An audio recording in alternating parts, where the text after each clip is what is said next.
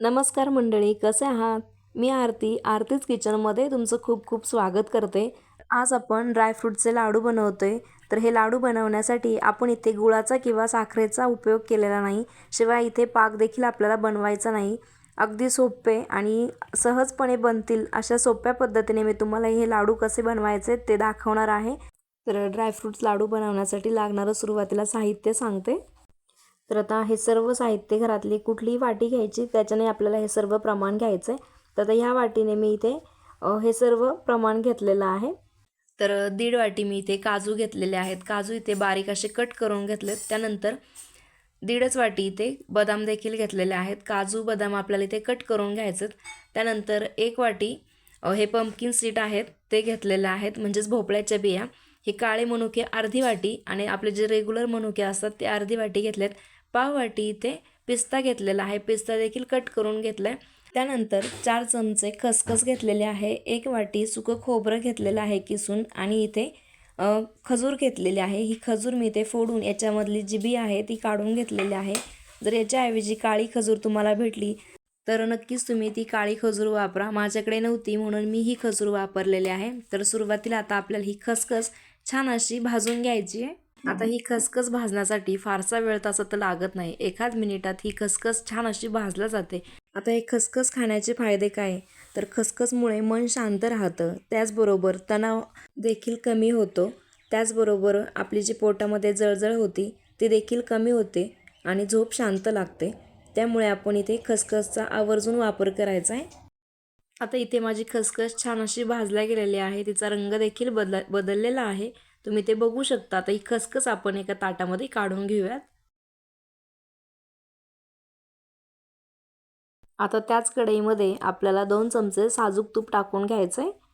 आता तूप टाकल्यानंतर आपण जे कट करून ठेवलेले काजू, बदाम आणि पिस्ता होते ते याच्यामध्ये टाकून घ्यायचे. तर काजू, बदाम, पिस्ता मी तिन्ही एकत्रच भाजून घेणार आहे. तुपावरती छान असा त्याचा रंग बदलेपर्यंत, खरपूस होईपर्यंत हे आपल्याला काजू, बदाम, पिस्ता भाजून घ्यायचे आहेत. आता थंडीमध्ये काजू, बदाम खाण्याचे फायदे बघूयात. तर थंडीमध्ये काजू, बदाम खाल्ल्याने शरीराला एक गरमी, ऊर्जा तसेच रोगप्रतिकारक शक्ती देखील वाढते. मेंदू आणि हाडे देखील आपले मजबूत होतात आणि तसेच पाचन देखील सुधारते. शरीराला आवश्यक पोषण मिळाल्याने ज्यामुळे थंडीत होणारा आपला जो थकवा असतो तो देखील दूर होतो. आता लक्षात घ्या, मंद आचेवरती आपल्याला हे ड्रायफ्रूट्स भाजून घ्यायचे. म्हणजे छान असा हलकासा रंग याचा बदलला पाहिजे तोपर्यंत आपल्याला हे काजू बदाम भाजून घ्यायचे. आता हे ड्रायफ्रूट्स भाजण्यामागचं कारण काय?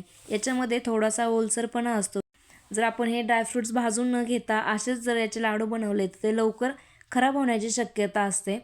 त्याला थोडासा वास लागू शकतो. जास्त काळ ते टिकणार नाहीत. त्यामुळे आपल्याला हे असे तुपावरती भाजून घ्यायचे. तरी इथे तुम्ही बघू शकता याचा रंग बदललेला आहे आणि एकूण 5 मिनटं झालेले आहेत. मी ड्रायफ्रूट्स भाजून घेते. आता हे छान असे भाजले गेलेत. यांना ताटामध्ये काढून घेऊयात. आता ज्या ताटामध्ये आपण खसखस भाजून घेतली होती त्याच ताटामध्ये मी हे सर्व ड्रायफ्रूट्स टाकून घेतलेले आहेत. आता पुन्हा एकदा आपल्याला त्याच कढईमध्ये 2 चमचे साजूक तूप टाकून घ्यायचे आणि त्याच्यामध्ये आता आपल्याला ह्या ज्या भोपळ्याच्या बिया आहेत त्या भाजून घ्यायच्यात. तर भोपळ्याच्या बिया भाजण्यासाठी फारसा वेळ तसा तर लागत नाही. अगदी 1-2 मिनिटांमध्ये ह्या बिया छान अशा भाजल्या जातात. आता ह्या भोपळ्याच्या बिया भाजल्यात की नाही हे कसं ओळखायचं? ज्यावेळेस याचा हलकाच रंग बदलायला सुरुवात होते आणि त्या छान अशा फुलल्या जातात, तर अशा वेळेस समजून घ्यायचं की ह्या भोपळ्याच्या बिया छान अशा भाजल्या गेलेल्या आहेत. आता तसं तर भोपळ्याच्या बियाचे अनेक फायदे आहेत.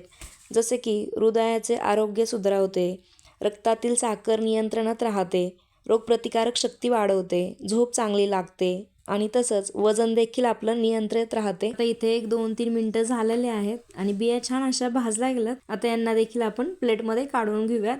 तर त्याच प्लेटमध्ये मी ह्या बिया देखील काढून घेणार आहे. आता ह्या कढईमध्ये जे शिल्लक राहिलेलं तूप आहे त्याच्यामध्येच आपल्याला हे मनुके भाजून घ्यायचं. आता मनुके भाजण्यासाठी फारसा वेळ लागत नाही, हे तर तुम्हाला माहीतच असेल. अगदी एखादं मिनिटभरात हे छान असे फुलल्या जातात. फक्त हे फुलले की आपल्याला यांना काढून घ्यायचं आहे. थंडीमध्ये खरं तर मनुके खाण्याचे अनेक फायदे आहेत. जसे की शरीराला उष्णता मिळते, सर्दी खोकल्यांपासून आराम मिळतो, त्याचबरोबर रोगप्रतिकारक शक्ती वाढते, त्यानंतर पचनक्रिया सुधारते आणि अशक्तपणा देखील दूर होतो, कारण त्यामध्ये फायबर, लोह आणि पोटॅशियम आणि अँटीऑक्सिडंट असतात, जे हृदयासाठी चांगले असतात. आता हे मनुके देखील छान असे भाजले गेलेले आहेत, तुम्ही ते बघू शकता. आता यांना देखील प्लेटमध्ये काढून घेऊयात. तर हे सर्व ड्रायफ्रूट्स मी एकाच ताटामध्ये काढून घेतलेले आहेत. आता सर्वात शेवटी आपल्याला सुकं खोबरं भाजून घ्यायचं आहे. तर आता हे सुकं खोबरं देखील आपण भाजून घेऊयात. आता याच्यामध्ये मी तुपाचा वापर केलेला नाही. खोबरं सर्वात शेवटी भाजण्याचं कारण म्हणजे ते खूप जास्त कढईला चिटकून राहतं, त्यामुळे मी खोबरं सर्वात शेवटी भाजून घेतलेलं आहे. आता आपल्याला हे खोबरं देखील फार वेळ भाजायचं नाही, अगदी छान असं कडक गरम होईल किंवा मध्ये कडक होईल इतपतच हे खोबरं आपल्याला भाजून घ्यायचं आहे. आता हे खोबरं देखील छान असं भाजलं गेलं आहे, तुम्ही ते बघू शकता. त्याचा हलकासा रंग बदललेला आहे. आता हे खोबरं देखील आपल्याला ताटामध्ये काढून घ्यायचं आहे, पण खोबरं इथे मी वेगळ्या ताटामध्ये काढून घेतलेलं आहे. ड्रायफ्रूट्सच्या ताटामध्ये हे खोबरं मी मिक्स केलेलं नाही. हे आपण सर्वात शेवटी नंतर थंड झाल्यानंतर त्याच्यामध्ये टाकून घेणार आहोत. आता सर्वात शेवटी आपल्याला पुन्हा एकदा कढईमध्ये 3 चमचे साजूक तूप घ्यायचं आहे आणि त्याच्यावरती आपल्याला खजूर भाजून घ्यायची आहे. आता ही खजूर आपल्याला छान अशी मऊ होईपर्यंत तुपावरती भाजून घ्यायची आहे. थंडीमध्ये खजूर खाण्याचे तसे तर बरेच फायदे आहेत.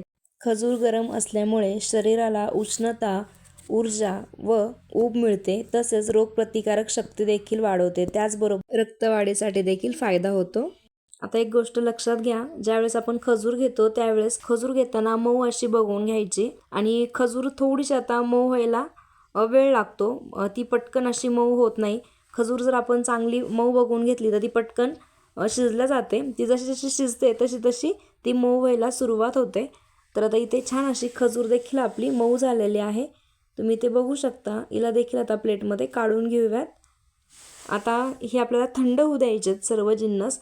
आता काजू, बदाम, खोबरं हे तर थंड झालेलं आहे, आपल्याला खजूर ही थंड होऊ द्यायची आहे. आता खजूर आपण साईडला ठेवून देऊयात आणि खोबरं अशा पद्धतीने हाताने चुरून घ्यायचं आहे.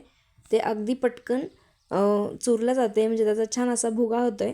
आता हे बारीक केलेलं खोबरं आपल्याला ह्या ड्रायफ्रूट्समध्ये टाकून घ्यायचं आहे. तर अशा पद्धतीने हे खोबरं मी ते बारीक करून घेतलेलं आहे. आता ड्रायफ्रूट्स साईडला ठेवून देऊयात आणि खजूर घेऊयात. तर खजूर इथे छान अशी थंड झालेली आहे. आता ही खजूर आपल्याला मिक्सरला बारीक अशी फिरवून घ्यायची, छान अशी ती बारीक होते.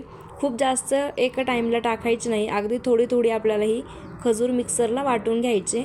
तर तुम्ही ते बघू शकता, अगदी छान अशी ही वाटले गेलेली आहे, एकदम बारीक झालेली आहे. तर अशा पद्धतीनेच आपल्याला हे मिक्सरला फिरवून घ्यायचं आहे. तर अशा पद्धतीने मी इथे राहिलेले सर्व खजूर मिक्सरला फिरवून घेणार आहे.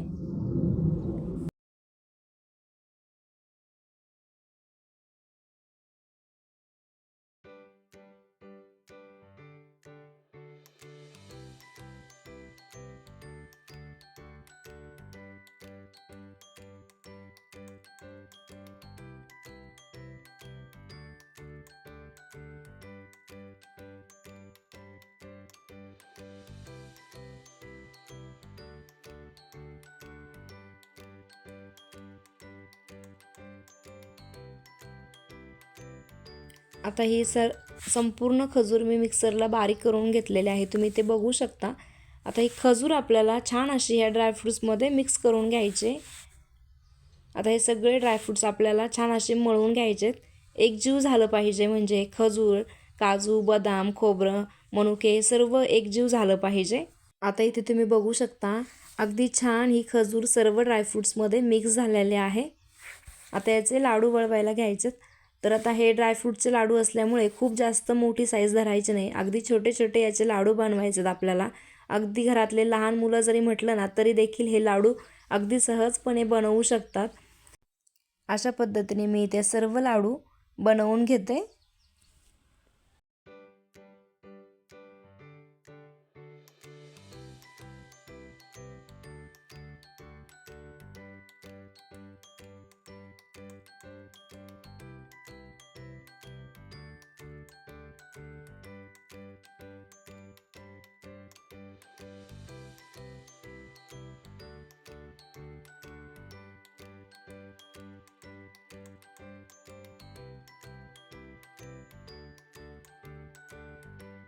तर इथे आपले मस्त असे हिवाळ्याच्या दिवसांमध्ये पौष्टिक ड्रायफ्रूटचे लाडू बनवून तयार झालेले आहेत. जर तुम्हाला ही रेसिपी आवडली असेल तर व्हिडिओला लाईक, शेअर, सबस्क्राईब नक्की करा.